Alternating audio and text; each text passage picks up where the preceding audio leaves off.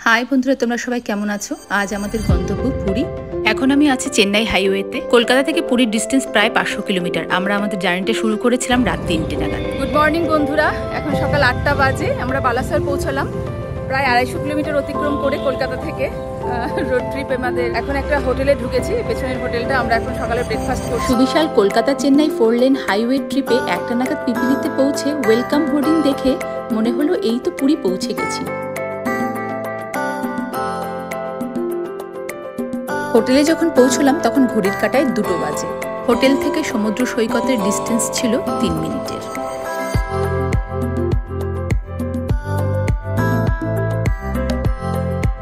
রুমের বিছানায় বসেই কিন্তু দেখা যাচ্ছে সমুদ্র সৈকত।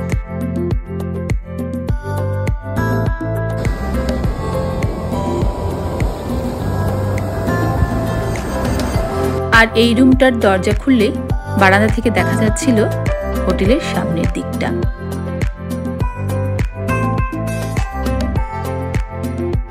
দুপুরের লাঞ্চটা হোটেলে সেরে কিছুটা বিশ্রাম নিয়ে বিকেলে চলে এলাম পুরী বিচ মার্কেটে। কাল খুব সকালেই জগন্নাথ ঠাকুরের পুজো দেব, তাই 9টা নাগাদ চলে এলাম 13 পার্বণ রেস্টুরেন্টে রাতের ডিনারটা সেরে নিতে। হাই সবাইকে, গুড মর্নিং জানাই। এখন আমরা পুরীতে রয়েছি, আজকে আমাদের সেকেন্ড দিন। এখন সকাল 6টা বাজে। আমরা সবাই ভোর ভোর জগন্নাথের মন্দিরে যাচ্ছি জগন্নাথ দেবের পুজো দিতে। একটু আর্লি মর্নিং বেরোনো হচ্ছে, কারণ বাইরে সূর্য মামা যা চকচক করছে আর সব বাচ্চা টাচ্চা সব সাথে রয়েছে, এই জন্য 6টা নাগাদ আমরা জগন্নাথ মন্দিরে পুজো দিতে যাচ্ছি। দেখা হবে জগন্নাথ মন্দিরে। জয় জগন্নাথ। মন্দিরে যেতে অটো ভাড়া পড়লো আমাদের 150 টাকা। দক্ষিণ দুয়ার দিয়ে আমরা প্রবেশ করলাম। আমাদের পান্ডা দাদা এখানে অপেক্ষা করছিলেন। মন্দিরের ভেতরে কোনো মোবাইল অ্যালাউ নয় বলে আমরা বাইরেই মোবাইল জুতো সব দোকানে রেখে গেলাম। আমাদের পান্ডা দাদা সেটা ব্যবস্থা করে দিলেন।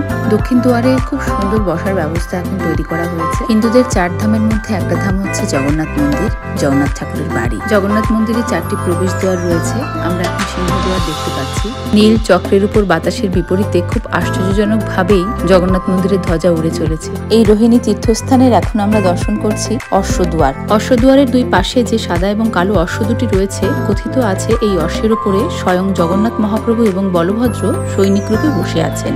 মন্দিরের ভেতরে মহাপ্রসাদের জন্য টিকিট কাটার ব্যবস্থা রয়েছে। অন্নভোগ প্রসাদ 2700 টাকা করে এবং শুকনো প্রসাদ 1300 টাকা। মন্দিরের ভেতরে 752টি রান্নার চুলায় অন্নপূর্ণার ঘরে গঙ্গা যমুনার জলে 56 ভোগ রান্না করা হয় প্রতিদিন, এবং প্রত্যেকটা উনুনের উপর 9টা করে হাঁড়ি চাপিয়ে একসাথে রান্না করা হয়। জগন্নাথ ঠাকুরের দর্শন এবং পূজা শেষ হয়ে গেলে আমরা চলে এলাম সর্বদ্বারের কাছে ব্রেকফাস্টের জন্য এই রেস্টুরেন্টটায়।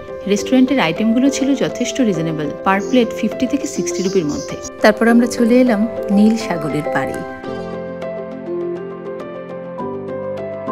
আমরা সব সুন্দরভাবে সব পুজো দিলাম। সকাল 6টায় মন্দিরে ঢুকেছিলাম। ভেতরে তো সবসময়ই ভিড় থাকে, জগন্নাথের দর্শনার্থীর ঢেউ সবসময়ই থাকে। যাই হোক, সবকিছু কমপ্লিট করে আমাদের বেরোতে বেরোতে মোটামুটি 9:30 বেজে গেল।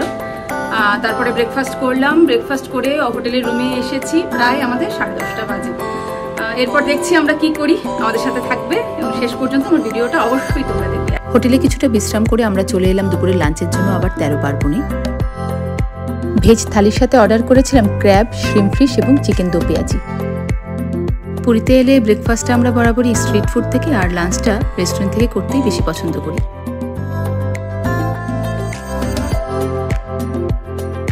লাঞ্চ সেরে হোটেলে ফিরেই ঝটপট জামা কাপড় চেঞ্জ করে 4:15 নাগাদ চললাম জগন্নাথ মন্দিরের দিকে ধ্বজা উত্তোলন দেখবো বলে। মা আর আমি যাচ্ছি পুরী মন্দিরে, ধ্বজা ওড়ানো হবে সেটা এখন দেখতে। টোটো করে ওই অবধি আসা গেল, 200 মিটার পর্যন্ত আর যাওয়া যাবে না, সেই জন্য আমাদের রিক্সা করতে হলো। রিক্সার ভাড়া 50 টাকা নিচ্ছে। অটোতেও যাওয়া যাবে, অটোতে 100 টাকা করে, 4 জন তো হয়েই যায়, 2 জন যেহেতু রিক্সায় করে যাচ্ছি। সকালবেলায় হোটেল থেকে মন্দিরের দক্ষিণ দ্বার অবধি অটো চলে আসবে, কিন্তু বিকেলবেলায় যেহেতু নো এন্ট্রি থাকে সেজন্য এই 200 মিটার আপনাকে হেঁটে অথবা রিক্সা টোটোতে করে যেতে হবে। 4:45 নাগাদ আমরা মন্দিরে এলাম। দেখুন কত লোকের সমাগম ঘটেছে ধ্বজা উত্তোলন দেখার জন্য। আপনিও যদি মনে করেন আপনার দান করা ধ্বজাটি মন্দিরের ওই শিখরে উড়বে, তাহলে তার জন্য পান্ডা দাদাই সবকিছু ব্যবস্থা করে দেবেন। ধ্বজার দাম মোটামুটি পড়বে 3500 টাকা। মন্দিরের চূড়ায় একদম টপে দেখতে পাচ্ছেন একজন ধ্বজা সেবক সব ধ্বজাগুলোকে একসাথে বাঁধার চেষ্টায় রয়েছে। একসাথে অনেকগুলো ধ্বজা বেঁধে তারপর সেগুলোকে লাগানো হচ্ছে। নিচ থেকে আরো একজন ধ্বজা সেবক উপরে উঠছে। কি ভয়ঙ্কর ব্যাপার, অনেক উঁচু। এখান থেকে উপরে মোট 3 জন দেখতে পাচ্ছি, 3 জন ধ্বজা সেবক এই ধ্বজাগুলো বাঁধছেন। ভীষণ সুন্দর লাগছে দেখুন, অনেকগুলো ধ্বজা বাতাসের বিপরীতে কিভাবে পথ করে উড়ে চলেছে। খুব সুন্দর দৃশ্য এটা। এই দৃশ্য দেখার জন্য বহু মানুষ পুরীতে আসেন জগন্নাথ মন্দিরে। এবার মেন ধ্বজাটি, যেটা নীল চক্রের উপরে অবস্থান করে রয়েছে, লাল রঙের দেখতে পাওয়া যাচ্ছে, সেটাকে পরিবর্তন করা হবে। বিকেল থেকে সন্ধে গড়িয়ে যাচ্ছে, এখন ঘড়ির কাঁটায় 5:30 বাজে। ভীষণ সুন্দর মুহূর্ত বন্ধুরা। আমি পুরী মন্দিরে এই প্রথমবার ধ্বজা উত্তোলন দেখছি। আর তোমরা যারা দেখোনি এই ধ্বজা উত্তোলন, আমার এই ভিডিওর মাধ্যমে তোমাদের একটু দেখানোর চেষ্টা করলাম বন্ধুরা। আর এই ধ্বজা পরিবর্তন রিচুয়ালসটা প্রতিদিন নিয়ম করে হয়ে থাকে, একদিনের জন্য বন্ধ যায় না।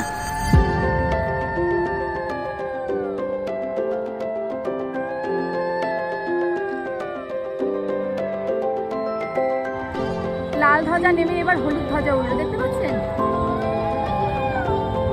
লাল টকটকে ধ্বজাটা নেমে এবার হলুদ ধ্বজা উঠছে। জয় জগন্নাথ। আমরা সুন্দরভাবে ধ্বজা ওড়ানো দেখলাম এতক্ষণ ধরে, ভীষণ সুন্দরভাবে দেখুন জগন্নাথের ধ্বজা উঠছে।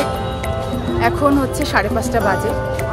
আমরা সকালবেলা একবার পুজো দিয়ে গেছি এবং বিকেলবেলায় ধ্বজা ওড়ানো প্লাস চন্দন যাত্রা, জগন্নাথদেব তার 2 সহধর্মিণীকে নিয়ে যে চন্দন যাত্রা করতে যাচ্ছেন সেটাও দেখতে পেয়েছি। ভীষণ ভালো লাগলো। আজকে অনেক কিছু দেখতে পেলাম, অনেক ব্যাপার যেগুলো ভেতরে হয় সবসময় দেখা হয় না, সেগুলো আজকে আমাদের দেখার সুযোগ হলো। এখন চলে এলাম আমি গ্র্যান্ড ট্রাঙ্ক রোডের উপরে। এই যে সামনে যে দেখা যাচ্ছে কাঠগুলো, নিম কাঠ, জগন্নাথ ঠাকুরের রথের চাকা তৈরি হবে, রথ তৈরি হবে এই কাঠগুলো দিয়ে। প্রচুর লোক এই রথ বানানোর জন্য একত্রিত হয়েছে। প্রতি বছর এখানে ছাউনি করে এই রথের চাকা, রথ তৈরির কাজ করা হয়ে থাকে।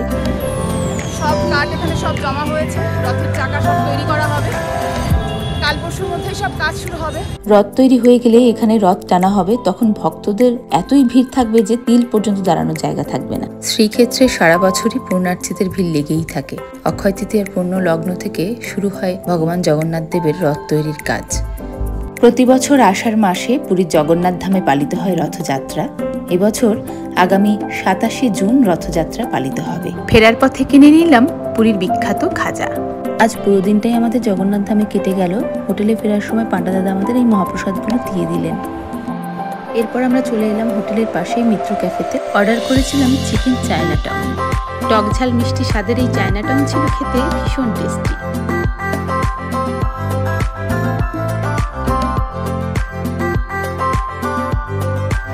এরপর চলে এলাম স্বর্গদ্বারে।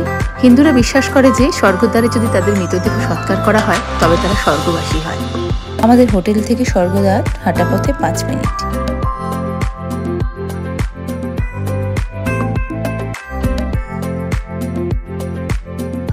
বিচ মার্কেটে কিছুটা কেনাকাটা করতে করতে প্রায় 9টা বেজে গেল।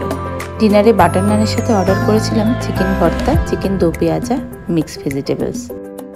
পুরীতে আজ আমাদের 3য় দিন। সকাল 7টা নাগাদ চলে এলাম মেরিন ড্রাইভ রক রুট সি বিচে সমুদ্র স্নান করতে।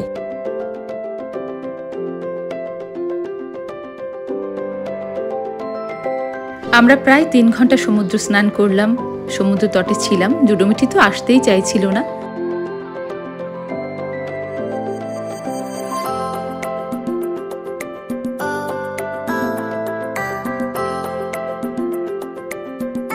পুরী বিচে নানা ধরনের মুখরোচক খাবার পাওয়া যায়। পুরীতে এসে সেগুলো মিস করলে একদম চলে না। তাই আমরা সমুদ্র স্নান করতে করতে সেগুলো টেস্ট করলাম। কাল যেমন মন্দিরে আনন্দ নাড়ু খেয়েছিলাম, সে যেন অমৃত।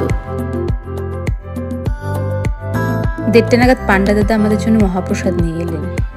পিওর বাঙালি খাবার যদি কেউ খেতে চাও বন্ধুরা, তবে আমার কাছে ভজহরির বিকল্প আর কিছু নেই। তাই লাঞ্চ করতে চলে এলাম ভজহরি মান্নাতে। লাঞ্চে অর্ডার করেছিলাম 2 রকম ননভেজ থালির সাথে বাসন্তী পোলাও, ভেটকি মাছের পাতুরি, মাটন কষা, কচু বাটা চিংড়ি। আমি যতবারই এই ভজহরি মান্নায় খেতে এসেছি, কচু বাটা চিংড়িটা আমার একবারও মিস হয়নি।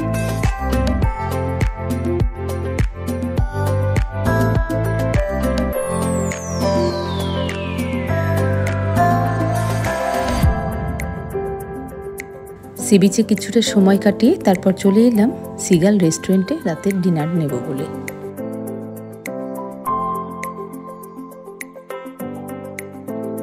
পুরীতে আজ আমাদের চতুর্থ দিন। আজ আমরা যাচ্ছি ব্লু ফ্ল্যাগ বিচে। এই বিচটি বর্তমানে পুরীর আরেকটা আকর্ষণও বলতে পারেন। হোটেল থেকে ডিস্টেন্স ছিল 6 থেকে 7 মিনিটের। হাই বন্ধুরা, গুড মর্নিং। আজকে আমরা সবাই চলে এসেছি ব্লু ফ্ল্যাগ বিচে, গোল্ডেন বিচে। মোটামুটি আজকে আমাদের চেক আউট রয়েছে, এখন হচ্ছে সকাল 6টা বাজে। আমরা 6টার সময় চলে এলাম, কারণ আবার চেক আউট রয়েছে 8টার সময়। তাই সকাল সকাল যতটুকু পারা যায় মোটামুটি গোল্ডেন বিচটা আমরা ঘুরে দেখব। চলুন আমার সাথে। প্রথমেই আমরা টিকিট কেটে নিলাম, পার হেড 20 টাকা করে টিকিট। আর ব্লু ফ্ল্যাগ বিচ মোটামুটি ভোর 5টা থেকে রাত 10টা পর্যন্ত খোলা থাকে। আপনি যদি এখানে স্নান করতে যান তার জন্য 50 টাকা করে টিকিট নেবে। তো আমরা তো স্নান করবো না, সেই জন্য আমরা 20 টাকার টিকিটটাই নিলাম।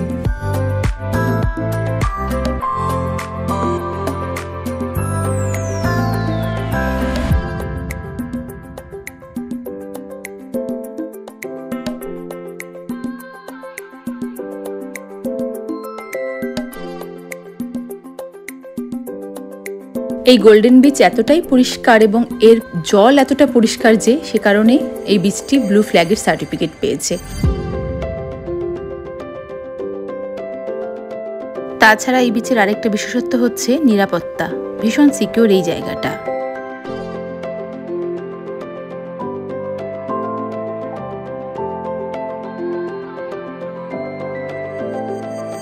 প্রচুর লাল কাঁকড়া ঘুরে বেড়াচ্ছে এই বিচে।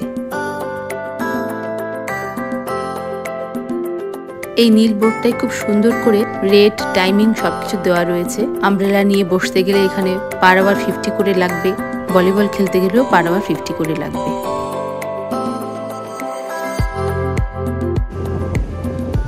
ভীষণ পরিষ্কার সি বিচ, একটা নোংরা কোথাও নেই।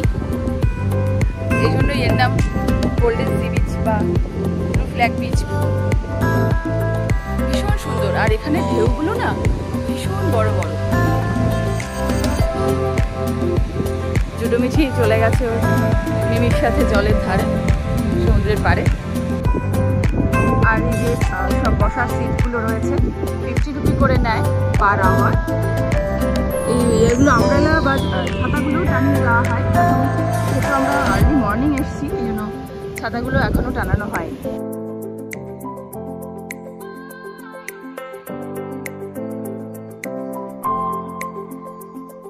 এই ব্লু ফ্ল্যাগ বিচে রয়েছে fitness centre, drinking water centre, first aid centre, তাছাড়া রয়েছে চিলড্রেন্স পার্ক। আর সব থেকে যেটা বেশি ভালো লাগে এখানে চেঞ্জিং রুম, মেল এবং ফিমেল বোথ চেঞ্জিং রুম রয়েছে ফ্রেশ ওয়াটারে চান করার জন্য। এরপর হোটেলে এসে একটু ফ্রেশ হয়ে ঝটপট ব্যাগপত্র নিয়ে 9:30 নাগাদ বেরিয়ে পড়লাম কলকাতার উদ্দেশ্যে। জুডোমিঠি সবার সাথে পুরীতে এবার বেড়াতে এসে ভীষণ খুশি, আর আমাদের রোড ট্রিপটাও ছিল খুব মজাদার। আজ আমার পুরী ব্লগটা এই পর্যন্তই রাখছি। সবাই খুব ভালো থাকবেন, সুস্থ থাকবেন আর আমার সাথে থাকবেন, এই আশাই রাখছি। জয় জগন্নাথ।